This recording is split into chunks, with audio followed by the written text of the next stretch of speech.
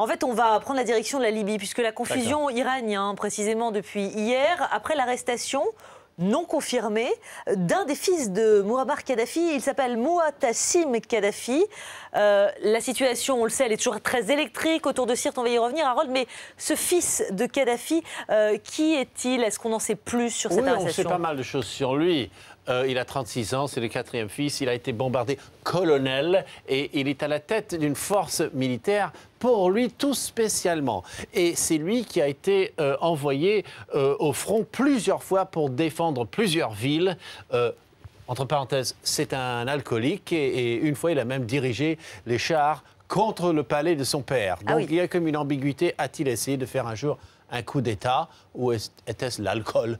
Il s'est opposé beaucoup à Saïf al-Islam, l'autre fils de Kadhafi dont on a beaucoup parlé aussi. Oui, ils ne s'entendent pas du tout. Donc, aurait-il été capturé en sortant de Sirte, là où il y a le dernier carré, avec Bani Walid, les deux seuls endroits où on résiste vraiment? On ne sait pas. Il y a des rapports contradictoires qui sortent de Sirte. Où se trouve actuellement? Est-ce qu'on peut localiser le reste de la famille Kadhafi? Éparpillée, j'imagine. Oui, et il y en a dont on sait très bien la localisation. Aïcha, l'avocate, elle est en Algérie. Mohamed, l'entrepreneur aussi, lui n'est pas terriblement impliqué dans la répression. Hannibal, le sadique, lui, c'est celui qui battait ses servantes et qui a fait les Champs-Élysées en sens inverse à 140 km/h.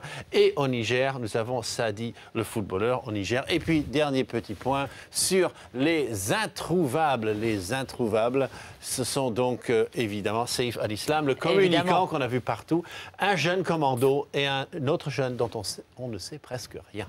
Merci beaucoup, Harold Diman. Un dossier à suivre, bien entendu. Avec vous, on y reviendra.